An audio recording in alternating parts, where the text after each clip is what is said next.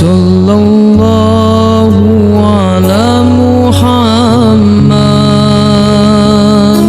Sallallahu alaihi wasallam. Warahmatullahi wabarakatuh. Waalaikumsalam warahmatullahi wabarakatuh. Alhamdulillah nahmaduhu wa nasta'inu wa nastaghfiruh wa na'udzu billahi min shururi anfusina wa min sayyiati a'malina. May yahdihillahu fala mudilla lahu wa may yudlil fala hadiya lahu. Asyhadu an la ilaha illallah wahdahu la syarika lahu wa asyhadu anna Muhammadan abduhu wa rasuluh. Allahumma shalli wa sallim wa barik ala hadzal nabiyil karim wa ala alihi wa sahbihi ajma'in. Ibu Haja Dewi dan keluarga yang saya hormati, bapak-bapak, ibu-ibu, hadirin hadirat yang semoga kita semua senantiasa dirahmati oleh Allah. Kembali kita mengucapkan alhamdulillahirabbil alamin. Allah karuniakan bapak ibu kenikmatan iman sehingga dengan langkah kaki menuju mushola yang kita cinta ini, mushola Bapak Haji Asmen. Mudah-mudahan apa-apa yang bapak ibu lakukan ini dibalas Allah dengan pahala yang berlipat ganda. Bersolawat kita kepada Rasulullah Sallallahu Alaihi Wasallam dalam ucapan Allahumma sholli ala Sayyidina Muhammad wa ala ali Sayyidina Muhammad. Semoga Allah ringankan lisan kita ini bersolawat sehingga kita mendapatkan syafaat di yaumil akhir kelak. Ketika ada seseorang yang bertanya kepada Nabi Musa alaihissalam, wahai Musa, siapakah orang yang paling berilmu di antara kita? Kata Nabi Musa, kalau tidak aku siapa lagi? Nah, jadi ini kalau sombong, Pak, itu penyakit orang-orang yang memang jauh dari Allah. Tetapi Bapak Ibu harus hati-hati. Ada penyakit orang soleh dan soleha merasa dia lebih baik daripada orang lain. Nah, ini bahaya, Pak. Habis amal dibuatnya. Jangankan kita, Nabi Musa aja kena nih, Pak. Langsung dia mengatakan, kalau tidak aku siapa lagi? Marah Allah, kata Allah, ada orang yang lebih berilmu dari Musa, namanya Khidir. Disitulah sadar Nabi Musa, izinkan aku berburu dengannya ya Allah. Padahal Nabi Musa ini Nabi dan Rasul ya, tapi disuruh berburu dengan Nabi Khidir yang hanya Nabi bukan Rasul. Dia memiliki ilmu yang tidak engkau miliki Musa. Makanya nih hati-hati Bapak Ibu, kita tuh kadang kalau udah rajin sholat tuh udah merasa paling soleh kadang. Nah, itu penyakit orang-orang soleh tuh.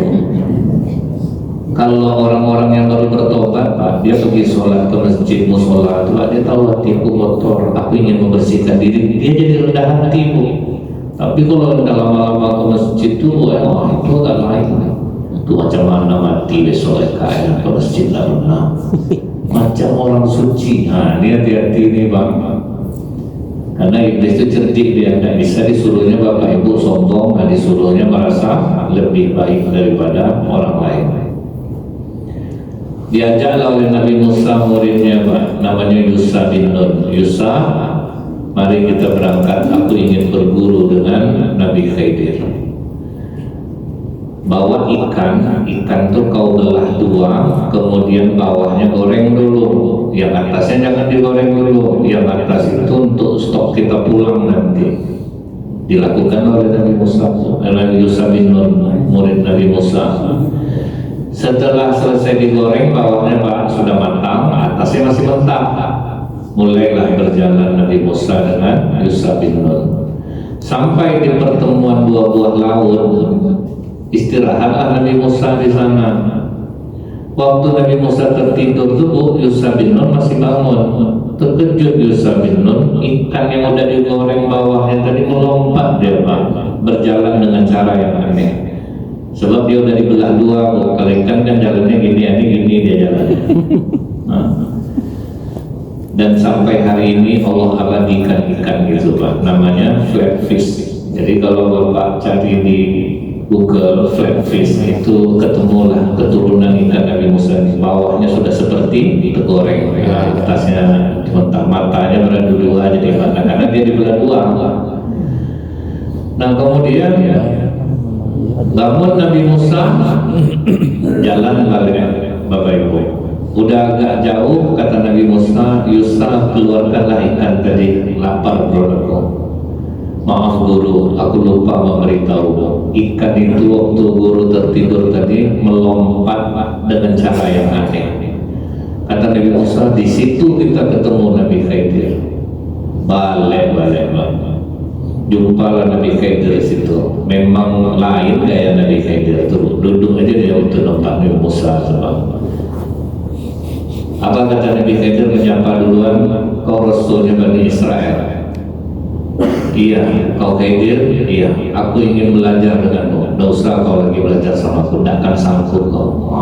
Biar diajar betul mental Nabi Musa. Jadi kau merasa diri kau Nabi dan Rasul. Kau merasa kau hebat. Sekarang di hadapan Nabi Khidir, santai Nabi Khidir duduk. Aku janji aku akan sabar menjadi muridmu. Tidak akan sanggup kau. Dipaksa atau saudara Nabi Musa, baik aku kasih 3 kali kesempatan. Jangan pernah kau bertanya terhadap apa yang aku lakukan. Oke. Setelah itu numpanglah perahu nelayan, sampai di tempat tujuan yang diminta oleh Nabi Khidir. Karena nelayan ini kenal dengan Nabi Khidir, tidak usah bayar Nabi. Udah nggak bayar, tiba-tiba dipolongkan Nabi Khidir perahu nelayan itu. Ngamuk Nabi Musa, kau jadi gara-gara kau nih Khidir udah bunuh, udah gratis ditumpangin orang, kau bolongkan apa bolong? 1 kali baru Musa, kan aku bilang dari kau tidak akan sabar berguru dengan aku. Maafkan aku Nabi Khidir, aku akan janji aku tidak akan bertanya lagi setelah. Jalan lagi, nampak anak kecil sedang main, dibunuh oleh Nabi Khidir. Oh, nah intensi Nabi Musa. Kau anak kecil kau bunuh yang tidak ada bersalah, dia sama kau. Ada 2 kali Musa. Oh, maafkan aku Khidir, aku janji tidak akan bertanya lagi setelah ini. Pergilah ke suatu kampung, kata Nabi Khidir, ada tidak masyarakat yang punya makanan lebih? Kami lapar. Tidak ada masyarakat mau ngasihnya makan, Bu. Kemudian Nabi Khidir nampak rumah orang yang mau roboh. Kata Nabi Khidir, Musa, aku perbaiki rumahnya dulu. Kata Nabi Musa, kita tidak dapat makan di sini. Kok perbaiki rumah orang? Jelas-jelas hitungannya dulu itu. Inilah saat kita berpisah, Musa. Nah, maka itu Ibu, kadang kita mungkin merasa kita lebih dalam hal sesuatu, tapi kita tidak tahu Pak, orang lain bisa memiliki kelebihan yang tidak ada pada diri kita. Jadi Islam ini mengajarkan kita itu Pak, kata Rasulullah, rendahkan hati kalian maka Allah akan memuliakan kalian. Nah, setelah itu Bapak Ibu, banyak orang selalu melihat orang-orang soleh ini aneh gitu Pak. Kadang orang bilang bapak tuh soleh, mana soleh? Karena kita selalu melihat sesuatu yang ada di pandangan kita. Kita tidak tahu diri dia yang sebenarnya seperti apa. Contoh nih Bapak Ibu, Imam Ahmad bin Hanbal itu adalah murid Imam Syafi'i. Kemudian anak Imam Ahmad bin Hanbal minta kepada ayahnya, wahai ayah, undanglah Imam Syafi'i ke rumahnya. Aku ingin lihat pula bagaimana orang soleh ini. Disampaikan oleh Imam Ahmad bin Hanbal, mau Imam Syafi'i, ditentukanlah harinya. Datanglah Imam Syafi'i ke rumah Imam Ahmad bin Hanbal. Karena gurunya mau datang, disidangkannya lah makanan yang lezat-lezat, yang enak-enak.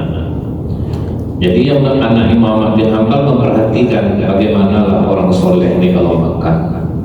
Lupa terkejut anak Imam Ahmad bin Hanbal, Imam Syafi'i makannya banyak, rupanya ini dimakannya, ini dimakannya. Datang anak Imam Ahmad bin Hanbal, salah guru ya aku nih. Inilah orang solehnya. Nah, kita suka melihat sesuatu itu menurut pandangan kita. Makanya kita tuh jangan pernah terpengaruh dengan mulut orang lain, karena dia sesuai dengan yang dipandangnya oleh kita. Tidak bisa lah kita, Pak. Yang kita gunakan adalah menata hati kita. Untuk itu jangan masuk ke dalam jiwa kita. Kita ini sebetulnya kuat Bapak Ibu. Tiba Ibu bercermin sendiri nanti ibu bilang deh gemuk ya aku ini lagi, tapi ibu tak marah. Tapi coba dari mulut orang, ibu gemuk, mulut kau marah, kita langsung Pak. Jadi sebetulnya kita tuh kuat Pak. Cuman karena kita mendengar dari mulut orang sakit itu ya. Padahal kita sering memaki-maki diri kita nih, makan kau banyak, kau udah gemuk sekarang, santai aja kita. Muka kau jelek, santai aja kita. Tapi kalau dari orang dengar Pak, kok lain bentuk muka kau sekarang, deh itu tuh betai mulutnya begitu kan. Padahal lebih daripada itu kita udah ngomong sama diri kita. Jadi musuh terbesar kita itu Pak, bukan dari luar, musuhnya adalah dari dalam. Dari dalam ini lah musuh paling besar, egonya tinggi Pak. Nah kemudian diperhatikannya lah Pak, Imam Syafi'i tidur Bu. Ternyata tidur Imam Syafi'i menelentang. Wah ini tidak sesuai sunnahnya, karena Imam Syafi'i Rasulullah tidurnya miring kanan.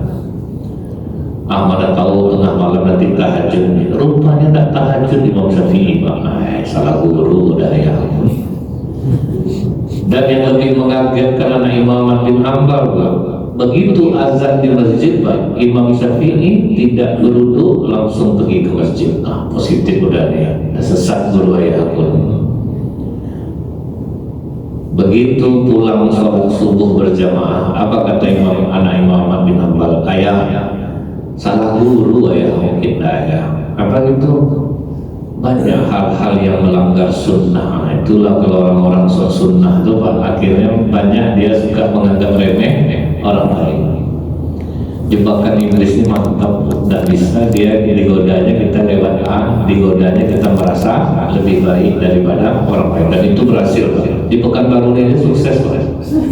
Sukses orang merasa lebih baik daripada orang lain, sukses betul. Jadi apa yang kau lihat dari guru ayah? Yang pertama, makannya dan sesuai sunnah. Rasulullah sepertiga makanan, sepertiga air, sepertiga udara. Sementara makan guru ayah banyak. Yang kedua, tidurnya menelentang. Yang ketiga, tidak tahajud malam. Yang keempat, yang paling parah ya, tidak berwudu pergi ke masjid. Nanti kita tanyakan sama guru ayah. Pas datang Imam Syafi'i, guru, ada beberapa hal yang ingin ditanyakan oleh anakku guru. Katanya guru tidak sesuai sunnah. Apa itu? Yang pertama, makan guru banyak, sementara Rasulullah makannya sepertiga makanan, sepertiga air, sepertiga udara. Kata Imam Syafi'i betul.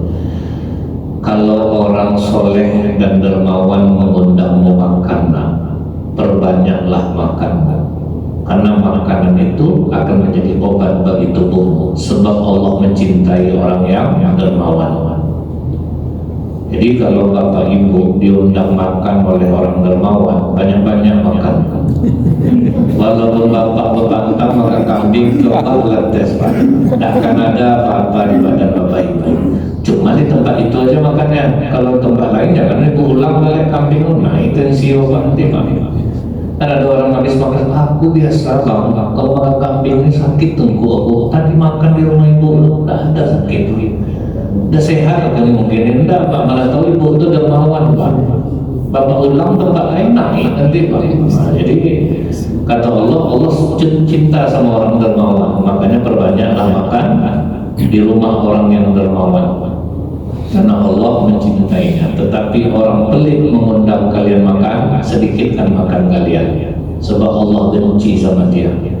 Bisa jadi makanan itu akan menjadi penyakit bagi tubuh kalian. Jadi misal bapak ibu makan di rumah orang, padahal makannya normal-normal aja, gulai ayam, pucuk, kerupuk, tiba-tiba berkunang-kunang masa bapak ibu. Belum tentu keracunan tuh Pak. Bisa jadi makan tempat orang pelit. Nah jadi kunang-kunang mata rasa. Tapi janganlah bapak ingatkan ya Pak ya, pantas dongnya kemarin makan, janganlah Pak. Ini bahaya gitu. Dan itu masuk kategori di dalam Islam itu. Ternyata iya, kalau kita makan di rumah orang yang dermawan, itu memang agak lain rasanya. Bapak ibu percaya ya, apa cerita dokter jantung? Jantung orang kafir sama muslim itu sama aja, tidak ada bedanya, warna sama. Cuma yang membedakan kalau kami mengerjakannya itu, kalau jantung orang muslim itu ruangan itu tenang rasanya, jiwa kami itu nyaman mengerjakannya. Kemudian operasi yang seharusnya 7 jam itu biasanya 2,5 jam selesai. Tapi kalau jantung orang kafir berdenyut-denyut jantung kami sebelum mengerjakan itu lain, suasana itu beda. Jadi ada kekuatan yang tidak terlihat nih Bu, yang pengaruhnya besar. Makanya apa sih hubungan kalau makan di rumah orang dermawan sama yang enggak? Rupanya memang ada bedanya Pak. Paling tidak lauknya berbeda. Nah, itulah paling beda. Jadi kemudian yang kedua, guru itu tidurnya tidak sesuai sunnah. Rasulullah miring ke kanan, guru menelentang. Kata Imam Syafi'i, karena aku tidak tidur. Baru terkejut dia Pak. Kau juga tidak tahajud malam karena aku sedang memikirkan pertanyaan-pertanyaan jamaah yang masuk kepadaku dan aku mencari jawabannya, dan alhamdulillah selesai 70 pertanyaan. Mengatasi masalah orang boleh. Misalnya orang minta bantuan sama kita atasi masalahnya. Apa kata Rasulullah? Lebih baik dari beriktikaf di masjidku 30 hari. Nah, jadi besar Pak. Jadi jangan kita anggap remeh orang tua agak kurang sholat sunnahnya. Dia membantu menyelesaikan masalah orang, kedukaan orang, menasihati orang, terbantu orang, hidup orangnya ya. Itu lebih daripada iktikaf di Masjid Nabawi Pak. 30 hari kata Rasulullah, sebulan penuh. Jadi bukan harus ibadah aja yang bisa meninggikan derajat kita di sisi Allah nih Bu. Dan Imam Syafi'i tidak tahajud malam, dia membahas masalah yang masuk ke dia dan selesai 70 permasalahan. Lebih dari iktikaf, apalagi hanya tahajud. Bukan kita meremehkan tahajud, cuman Islam ini ada memiliki amalan kecil tapi besar nilainya. Contohnya nih Pak, duduk setelah sholat subuh berjamaah, kemudian sampai waktu suruh sholat sunat 2 rakaat, umroh dan haji mabrur kata Rasulullah. Nah, berapa besar yang Bapak Ibu.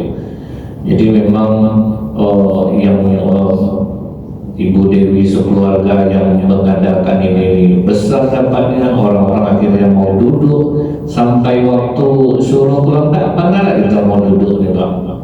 Pasti habis kita pulang, itu luar biasa pahalanya. Banyak orang dapat umroh dan haji mabrur sempurna. Kita nunggu orang sekarang 30 tahun gitu Pak ya, 26 tahun.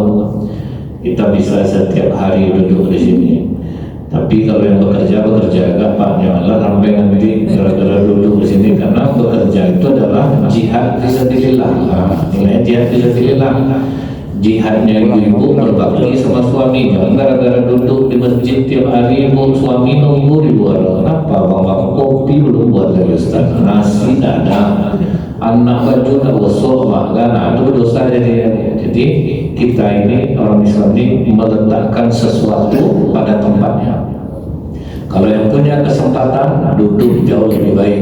Tapi kalau memang yang punya pekerjaan, kewajiban mencari nafkah, bekerja lebih baik.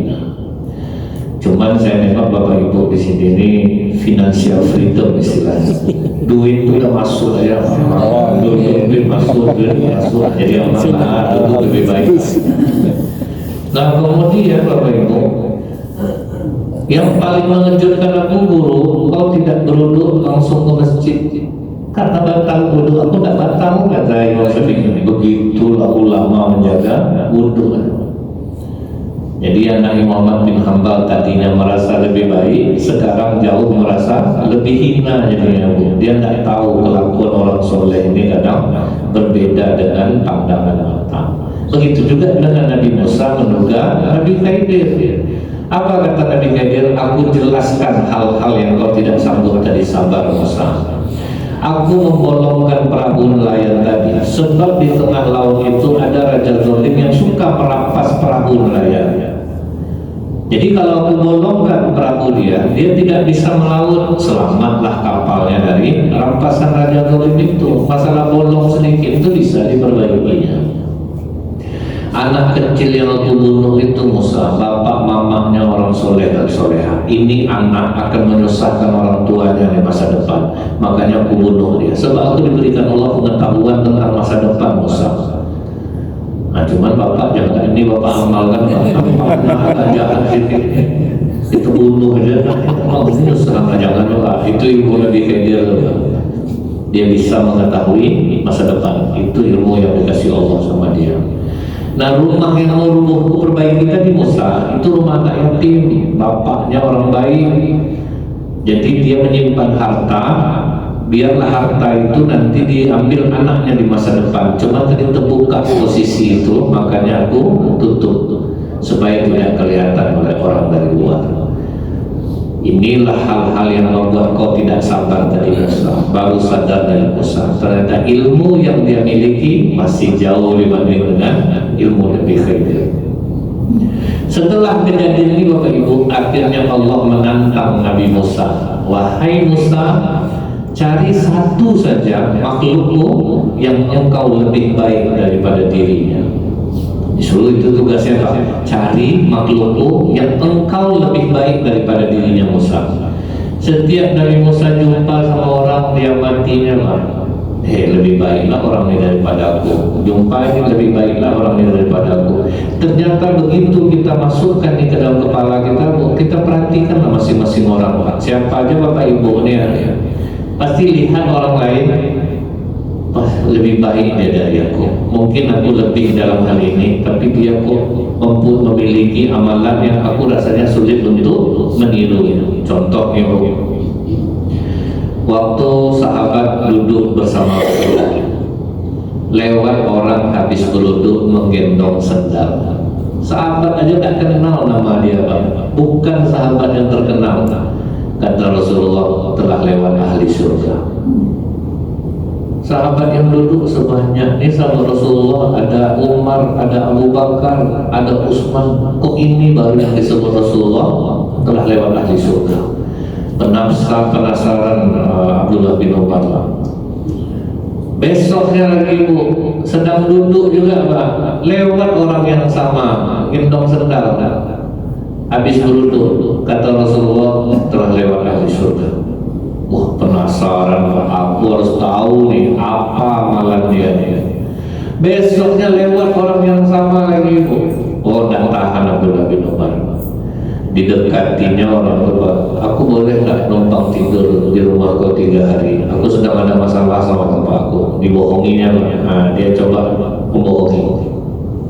Ya udah, tidur aja di tempat aku. Rencana sahabat ini mau menengok amalan apa yang dia lakukan. Sebanyak itu sahabat Rasulullah yang hebat-hebat, nah dari disebut Rasulullah. Ini orang tidak dikenal Bu. Rupanya setelah 3 hari dia nginap di rumah orang ini, kecewa dia. Tahajud malam enggak, cuman pergi ke masjid, sholat jamaah, pulang. Sholat sunat sedikit, zikir biasa aja, baca Quran terbatas. Kok bisa dia dibilang Rasulullah ahli surga? Apa kata sahabatnya? Aku sebetulnya tidak ada masalah sama bapakku, cuman aku penasaran sama kau. Setiap kali kau lewat selalu dikasih tahu Rasulullah telah lewat ahli surga, dan kau yang lewat, tidak ada yang lain. Jadi aku penasaran, aku ingin tahu amal apa yang kau lakukan. Terus terang kecewa, tidak ada amalan kau yang lebih. Sholat kau biasa, ngaji kau biasa, zikir kau biasa. Kata sahabatnya, kalau amalan aku seperti yang kau lihat saja. Cuman aku tidak pernah menaruh iri hati, hasad dengki kepada seorang muslim pun. Dan aku tidak pernah sebelum tidur itu, melainkan aku harus memaafkan dulu siapa-siapa orang yang menyakiti diriku. Apa kata sahabat? Itulah kami yang tak mampu. Baru itu dia sahabat. Mungkin oke lah ibadah kita hebat, tapi mempunyai hati yang seperti itu Pak, tidak iri hati, hasad dengki kepada seorang muslim pun payah tuh. Sedangkan ustaz sama ustaz aja banyak iri hati satu sama lain. Nggak usah lah orang lain lagi berjamaah, ustaz sama ustaz aja Bu. Jangan Bapak Ibu kira Ustaz Abdul Somad terkenal semua ustaz suka Pak. Dia menyerang juga ustaz juga Pak. Nah, jadi jangan dikira mudah tuh Pak, nggak iri hati, hasad dengki sama orang. Misalnya mulutnya memuji Pak, ikutlah bapak tuh berhasil itu dia, alhamdulillah ya bang ya. Tapi hatinya sakit bang, kan kita nggak tahu. Dulu ingat saya waktu itu ya, ini pengalaman saya pribadi. Di Perawang itu yang paling aktif pengajian itu Masjid Nurul Islam Indah ya. Jadi mereka itu memang mendatangkan ustaz-ustaz itu dari Pekanbaru rata-rata. Jadi waktu itu saya ditelepon sama pengurusnya beberapa tahun yang lalu. Assalamualaikum Ustaz, Waalaikumsalam. Ustaz Rabu malam bisa ngisi di tempat kami, nanti kami jemput, kami antar.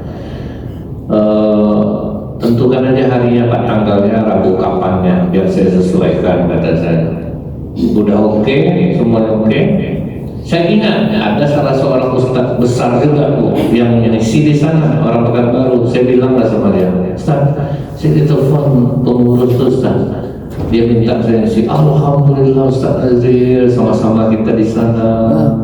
Mudah-mudahan kita diikhlaskan oleh Allah, dikurniakan Allah kesabaran. Rupanya dia yang paling sakit hati sama saya. Tiba-tiba ada nelfon lagi pengurus tubuh setelah dia tahu saya ngisi di sana. Cukup lama tuh Pak. Akhirnya pengurusnya nelfon lagi Bu, karena apabila kita difitnah orang tidak nelfon kita lagi, jangan pernah klarifikasi Pak, bertanya ada apa, nggak usah. Biarkan waktu yang menjawab. Karena fitnah itu nggak bisa dilawan Bu. Fitnah nggak bisa dilawan Pak, diam aja. Diteleponnya, Ustaz udah lama kenal sama Ustaz ini, disebutnya nama itu tuh Pak. Udah Pak, kawan dekat saya tuh. Ada apa dia sama Ustaz? Jangan tanya saya Pak. Jadi apa kabarnya Pak? Ustaz misi ya di sana. Rupanya yang mengucapkan alhamdulillah di mulut belum tentu sahih Pak. Ya. Aku sekarang senang betul hati aku, banyak nikmat Allah nih, alhamdulillah ya Kak ya. Mudah-mudahan sukses Kakak. Bisa jadi dia pun yang paling sakit hati benarnya. Nah kemudian Bapak Ibu, Nabi Musa capek dia mencari orang Pak yang dia lebih baik daripada orang itu, nggak ketemu Pak. Jadi aslinya Pak, kita ini Pak, nggak ada yang lebih baik daripada orang baik. Di mana lah aku cari ini ya, kata Nabi Musa. Oh iya, ke hutan aja Bu. Mana tahu dari binatang aku bisa lebih baik.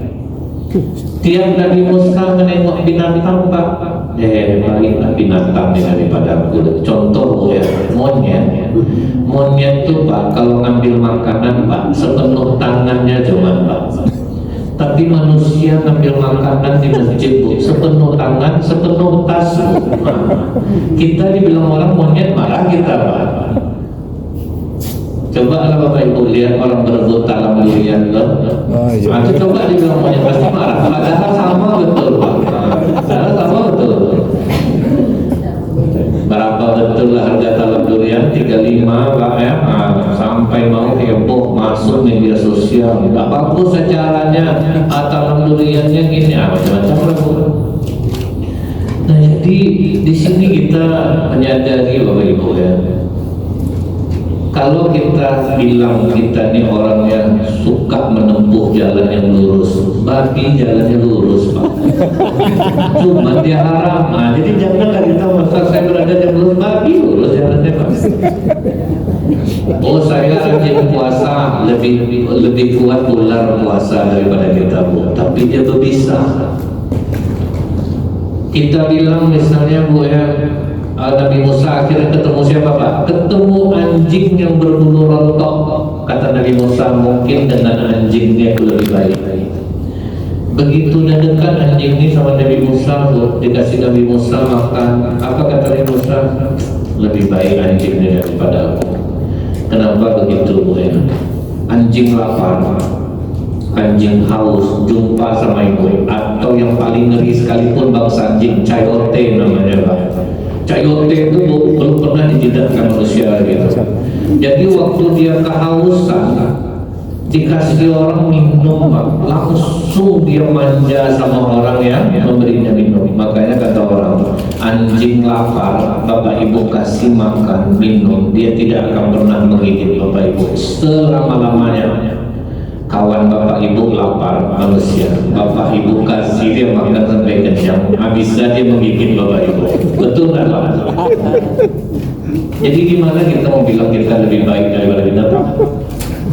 Kan banyak kejadian itu Pak. Orang dikhianati oleh orang kepercayaannya sendiri, kawan dibantu dikasih makan dan hidup dia, awak dimakan dia. Kita kalau dibilang bubuk marah kita bu, padahal kita ada bagian dari itu. Kalau bapak ibu memahami ini, kita kena marah sama orang di jalan ikhlas kita Pak. Karena kita terpotong orang setan. Betul juga, mungkin untuk hal ini lebih baik setan daripada aku ini. Orang udah lama di jalur itu Pak, masuk Allah tuh ngamuk orang Pak. Ini dibilang setan marah lah kata Mbak, padahal ya juga ya. Betul juga kelakuan aku macam setan nih. Jadi di situ Pak, apa kata Nabi Musa kepada Allah? Ya Allah, sudah aku cari baik manusia ataupun hewan, ternyata aku tidak mendapati. Aku lebih baik daripada hewan, aku lebih baik daripada manusia. Tidak dapat ya Allah. Apa kata Allah? Selamat untukmu Musa. Jika ada satu aja makhlukku yang kau hadapkan kepadaku, engkau lebih baik darinya, aku hapus namamu di deretan Nabi dan Rasul. Maka marah betul Allah dengan orang yang merasa lebih baik daripada orang lain. Karena ini Bapak Ibu, penilaian manusia kepada manusia itu berbeda cara Allah menilai manusia. Karena kita tak tahu akhir kita ini seperti apa Bapak Ibu. Contoh dalam hadis, kita mungkin semua masih ingat Pak, ada seorang pelacur yang kehausan di tengah padang pasir. Dapatlah dia sumur air, susah payah pula dia turun ke bawah Pak. Tidak ada timba, dia ambillah pakai sepatunya. Susah payah dia menahan dirinya di sumur itu Pak, untuk bisa dapat air di sepatu kulitnya itu. Naik dia ke atas dengan susah payah. Belum sempat dia minum bu, nampak dia anjing yang kehausan. Dikasihnya anjing itu minum Pak. Apa kata Rasulullah? Allah ampuni dosa pelacur itu. Coba Pak. Jadi jangan kalau ibu kasih tahu sama pelacur di sini bu. Nanti termotivasi ya. Ini kadang salah pengertian tuh Pak. Aku pelacur Kak, tidak masalah kau pelacur. Aku dengar kajian Ustaz subuh tadi, yang penting setiap kau habis melacur, kau cari anjing haus, kau kasih anjing itu minum. Yang punya Allah dosa akan saya nanti Pak. Jadi kita tidak bisa nilai orang Pak, oh ini jahat, akan selamanya jahat. Tidak bisa Pak. Bahkan ada orang soleh dimasukkan Allah ke dalam neraka. Sebab apa bu? Dia udah sayang Allah sama dia rajin ibadah Pak. Kata Rasulullah 70 tahun umurnya dihabiskannya untuk ibadah. Sampai saking sayangnya Allah sama dia, ditumbuhkan Allah buah delima setiap hari untuk dia bisa makan. Tapi waktu dia meninggal bu, apa kata Allah kepada malaikat? Masukkan dia ke dalam surga karena rahmat dan kasih sayangku. Protes dia Pak, tunggu dulu ya Allah, kok aku masuk surga karena rahmat dan kasih sayangmu, kok tak karena amal ibadahku? Ujung dia Pak. Apa kata Allah? Naik balik. Mual aku nih, sudah masuk surga, protes pula, naik balik. Jadi kau menurut kau ibadah kau lebih banyak daripada rahmat dan kasih sayangmu. Kita timbang mana lebih berat, amal ibadah kau yang 70 tahun atau satu aja dengan nikmatku, sebiji mata aja ditimbang berat sebiji mata ini, masukkan dia ke neraka. Ampuni aku ya Allah, masukkanlah aku ke surga karena rahmat dan kasih sayangmu. Tapi kok bisa lebih berat mata itu daripada ibadah aku? Kata Allah, mata silahkan kau mengadulah matanya, azab aku ikut dia ya Allah. Kadang aku tak bisa istirahat, dia ibadah aja terus, sakit aku di bawahnya ya Allah. Apa kata Allah? Dosa yang kau buat ke sebiji matamu itu tidak imbang dengan ibadahmu 70 tahun. Tapi aku sayang sama kau, sebab kau melakukan itu untuk mendekatkan diri kepada aku. Tak kau nggak amal kau yang lebih hebat. jadi itu Bu, sebetulnya Pak, Bapak Ibu duduk habis sholat subuh nih, duduk nih kan sakit nih Pak, berdosa kita Bu, lutut sakit, pinggang sakit, mata orang Ibu mengantuk, pas ngantuk mata saya ke Ibu pula, terbangunlah Ibu balik. Cuman Allah sayang sama Bapak Ibu, sebab untuk mendekatkan diri kepada Allah. Nah sayang Allah itu yang mau kita cari itu Bu. Kalau dengan amal ibadah kita tidak kekejar Pak. Yang kita ibadah ini Bu, supaya Allah sayang sama aku, supaya Allah ridho sama aku. Itu tuh yang kita cari. Janganlah menganggap amal kita lebih baik pula lagi. Kalau ditimbang nih banyak amal aku nih, tentu Pak. Kenapa saya katakan ini penyakit orang soleh dan soleha? Misalnya ibu-ibu udah belajar tajwid, ilmu tahsin, itu agak lain soalnya di masjid tuh Pak. Bukan dengan dengarkan imam baca ayat tuh agak kurang makhraj. Seharusnya dulu tidak macam itu Pak. Ini penyakit orang soleh dan solehah yang kena ujung tuh tidak ada orang di luar masjid, pasti orang yang sudah soleh dan solehah. Sampai tak mau dia sholat dekat-dekat rumahnya lagi Bu. Terus saya bilang ke ibu pernah nggak dengar imam masjid di Afrika katanya? Mungkin tidak bisa sholat di mana? Bismillahirrahmanirrahim. Saya bilang Al-Quran turun dengan 7 dialek. Nggak bisa kita bilang guru dia, makanya guru tahsin ini pasti beda dengan tahsin beda semua. Gimana kita mau bilang lebih baik daripada orang itu? Nah, kadang itulah herannya saya Bu, sampai di masjid itu Bu yang tak mau anak-anak tadarus lagi main anak-anak luar. Paling apa main di luar? Tadarus kan muak tengok nenek itu Ustaz, dibacaan dia aja paling hebat. Awak baru baca zo billah. Ngaji betul nenek, kami tunggu dia pulang Ustaz. Muak tengok dia itu. Orang biarkan aja, orang kalau bisa salahkan udah malas orang Pak. Biar aja lah dulu ngaji itu. Ada ustaz di satu masjid di Pekanbaru nih Bu, asal nampak dia lari atu-atu tuh habis maghrib, dipaksanya belajar tahsin Bu. Saya khawatir bahwa Bapak salah baca Al-Fatihah, salah huruf, salah arti. Saya bilang sama ustaz tuh, ustaz jangan jadi penghambat hidayah orang ustaz. Ustaz tahu dah hadis Al-Fatihah imam adalah Al-Fatihah makmum. Jangan Ustaz paksakan atu-atu tuh belajar tahsin, gigi tidak jumlahnya disuruh tempat baca syir itu berarti itu semua Pak. Jadi asal nampak Ustaz tuh lari, bapak tuh nenek dulu sampai bilang ibu tuh terlempar-lempar giginya dulu. Nggak kasihan loh Ustaz ini dia bilang. Kecuali Ustaz mengkader orang untuk jadi imam, nah itu beda Pak. Ini kita takutkannya jamaah beda huruf, beda arti, beda huruf, beda arti. Udah jelas Al-Fatihah imam itulah mewakili Al-Fatihah makmum tuh Pak. Nah itu Bu, kalau merasa lebih baik daripada orang lain itulah banyak akibatnya. Jadi Allah karena sayang sama Bapak Ibu, dia susah payah hambaku mendekat ke aku, umur udah tua-tua, duduk di musola, sakit pinggangnya, bersandar ya Pak ya. Jadi sayang Allah sama Bapak Ibu ini, tapi jangan menganggap ini amalnya besar di sisi Allah. Marah Allah nanti Pak. Nah itu ya, makanya kata Imam Al-Ghazali rahimahullah, hindari 2 takabur. Yang pertama takabur karena agama. Takabur karena agama ini terbagi lagi 2. Takabur karena amal, yang kedua takabur karena ilmu. Takabur karena amal itu banyak kita kena Bu. Ibu ini ngantuk-ngantuk dia subuh di masjid, ditanya sama kawannya, Bu, kenapa ngantuk-ngantuk Ibu ada tadi? Nggak nengok kau story WA aku tahajud semalam. Coba tengok dulu sebentar, buat tengokkan story WA dia tuh Bu, dia sedang tahajud di videonya gitu Bu kan. Aku kalau nggak tahajud semalam tuh nggak 100 rakaat tuh nggak lain pada banyak lah Pak.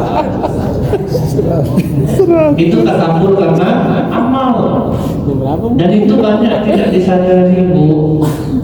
Kemudian dia apa namanya pergi ramai-ramai ke Islamic Center Lahore. Dibilang aja pergi jalan-jalan, janganlah pakai bilang wisata religi. Itu nggak kurang Pak. Itu seolah-olah kita menutupi jalan-jalan dengan topeng agama. Jalan-jalan aja bilang kenapa emangnya? Ini biar dibilang solehah itu. Sampai di masjid Islam misalnya kami sholat di situ Ustaz. Iya Bu, Ibu sholat di sana 5 menit, foto video 2 jam. Padahal buat video. Assalamualaikum guys, kami wisata religi ya guys ya, untuk memperkuatkan iman dan takwa pada Allah Subhanahu wa taala. Kami sedang di Islamic Center of Kak Emi, Kak Eli. Itu 2 jamnya Bu. Lebih terkat di tiangnya kita tahan. Nanti aku ke kanan, kakak ke kirinya. Hafal saya Bu, hafal ya. Ibu tahu nggak, wisata ke masjid-masjid itu sebetulnya tanda hari kiamat. Itulah bukti kebenaran hadis Rasulullah itu. Salah satu tanda hari kiamat, masjid akan dijadikan tempat untuk jalan-jalan. Dan itu nggak salah, itulah bukti kebenaran Rasulullah. Jadi apa namanya Bu, itu takabur karena amal ini banyak Bu. Ibu puasa Bu, puasa, tapi Ibu nggak pakai sahur lagi sekarang, air putih aja kuat badan Ibu. Dia nggak tahu dia takabur dengan amal. Nah, coba kalau Bapak Ibu sadari Pak, banyak kita kena ini Pak, banyak betul Bu. Kemudian takabur karena ilmu, itu yang banyak kami kena Bu. Makanya dulu ada seorang ustaz 20 tahun ngajar, tidak pernah berkata kasar, sholat jamaah nggak tinggal, baca Quran nggak tinggal, jamaahnya tenang dengar pengajiannya. Akhirnya ustadznya sendiri ngaku ke gurunya, aku nggak pernah merasa tenang guru, jiwaku nggak pernah tentram. Kalau jamaahnya dengar pengajiannya Pak, senang Pak, hati mereka jadi sejuk, jadi teduh. Sementara ustadznya sendiri hatinya tidak pernah bahagia. Apa kata gurunya Bu? Aku kasih tahu penyakit kau ini, cuman aku yakin kau tak bisa juga berubah kalau kau tidak mau merubahnya. Apa itu guru? Yang pertama, jubah kau terlalu bagus. Dia gini Pak, kita tuh kalau hidup di level kita sendiri itu nyaman kita Pak. Tapi kalau kita hidup di level orang lain itu yang susah tuh. Misalnya Bu, macam-macam saya ini misalnya jubah 150 harusnya. Sudah tuh saya aku belilah jubah Zafar yang agak juta. Itu agak lain di badan makanya itu Pak. Karena apa yang dipakai raga akan mempengaruhi jiwa. Karena belum mampu gitu Pak. Agak lain gaya sedikit tuh kalau pakai jubah Zafar tuh harus nampak Z-nya tuh. Karena kita nggak siap. Nah itu Pak, karena kita nggak siap. Misalnya Bapak Ibu nih, memang udah biasa dengan harta kekayaan. Bapak Ibu, misal Ibu beli telekung harga sampai 7 juta, saya yakin Ibu itu biasa aja Pak, sebab dia sudah biasa dengan itu, dia sudah siap. Jadi kita tuh Pak banyak kena ujub itu dari pakaian bisa juga. Ada ustadz Ibu yang dia ingin berbeda dengan jamaahnya, biar nampak ustadznya tuh, nah kan ada tuh Pak. Pakai baju, pakai sorban besar, pakai jas, itu tidak ada masalah. Cuman hati tidak bisa bohong. Manusia memang tidak bisa menilainya Pak. Kita tidak bisa menilai ini ustadznya supaya nampak ustadznya, tidak bisa juga. Nah, cuman itu ada di dalam hati ustadz itu sendiri. Saya ada nengok bapak Bu ya. Dia pergi ke masjid, bawa sepatu John Lobb. John Lobb itu menurut saya sangat mahal, 12.800.000. Dia enak aja naruh di dekat masjid itu Pak. Untung enggak saya. Kalau saya tuh saya masuk ke dalam baju, masuk ke masjid itu Pak. Karena belum siap, enggak siap pakai barang itu. Kadang kita tuh maka dikasih Allah sepeda motor aja Pak. Kadang pakai sepeda motor nggak tanggung lah, kayak gemboknya sebesar ini. Bukan. Jadi mana Allah mau ngasih mobil Pak? Sudah tuh sengaja duduk dekat arah sepeda motor dia parkir, jadi selama sholat tuh ini aja Pak, jadi belum siap lagi. Jadi hidup di level kita Pak. Tapi kalau kita udah siap Bu, Allah akan kasih, nggak ada masalah. Kalian mau pakai ini silahkan. Nah, ini pakainya telepon mahal Bu, karena ada speleter di Shopee gitu Bu ya. Dia beli telepon mahal. Begitu dia telepon mahal, pas di masjid Bu, nampaklah sama kamu Kak. Lain telepon kakaknya, Kak berapa kakak beli? Pingsan kau nanti dengar. Dia belum siap pakai barang mahal Pak. Bapak Ibu kira orang beli mobil mewah, baju mewah itu sombong? Enggak. Itu termasuk kategori mensyukuri nikmat Allah. Dulu saya sampai berpikir itulah. Saya nengok baju kaos oblong di Plaza Medan, harganya sampai 3.500.000 satu baju. Waduh, mahal betul. Rupanya Bu, orang-orang kaya yang suka pakai barang-barang mewah itu dalam rangka Allah sudah ngasih kami nikmat. Kan kata Rasulullah, kalau kalian dikasih Allah nikmat, perlihatkan. Nah itu jangan ibu kira awak sederhana, jangan marah Allah nanti Bu, udah dikasih Allah rezeki, nggak mau perlihatkan. Memang harus lupa. Ada sahabat Rasulullah Bu, dia ngomong ke Rasulullah, ya Rasulullah, aku ini agak bergaya sedikit orangnya Rasulullah. Jubah aku tuh pengen yang bagus, kuda aku pengen yang bagus, sendal sepatu aku pengen yang bagus. Apa sombong ke Rasulullah? Tidak. Allah Maha Indah dan Allah menyukai keindahan. Ada sahabat lagi Bu, dia kaya raya Pak, tak mau bergaya Pak. Apa kata Rasulullah? Celaka Pak, kau sudah dikasih Allah nikmat, kenapa tidak kau perlihatkan? Jadi bukan lagi sombong lah, tergantung kitanya siap atau tidak. Pakai telepon mahal, sibuk merasa telepon orang aja Bu waktu sholat. Beda banget. Nah, itu tidak siap. Nah ternyata si Ustaz tadi itu Pak, dari jubahnya masuk Pak, dia ingin berbeda dari jamaahnya. Yang kedua kata gurunya ini Bu, kau kalau mau berobat sekarang nih, suruh nanti murid-murid kau nampar kepala kau satu-satu. Habis ngaji, suruh murid kau nampar kepala kau satu-satu. Subhanallah guru, la ilaha illallah, Allahu Akbar. Tidak mungkin aku melakukan perbuatan hina itu. Itu dia penyakit kau. Aku sebetulnya ingin memancing respon mulut kau. Dari cara kau menjawab tadi, udah banyak kenal. Yang pertama kau mengucapkan Subhanallah, seolah-olah kau mensucikan Allah, padahal kau sedang mengatakan aku orang suci guru. Tidak mungkin aku biarkan murid menampar mukaku. Kau udah menganggap diri kau suci. Kau ucapkan kalimat la ilaha illallah, tiada Tuhan selain Allah. Kau tuh sudah menganggap diri kau Tuhan selama ini. Karena ikut pengajian kau lah orang berubah. Nah itu kan penyakit kau yang kedua. Kan kita sering banyak, kalau ada aku yang nasihati dia kemarin tuh Kak, apalah jadinya. Jadi Allah kita tuh Pak.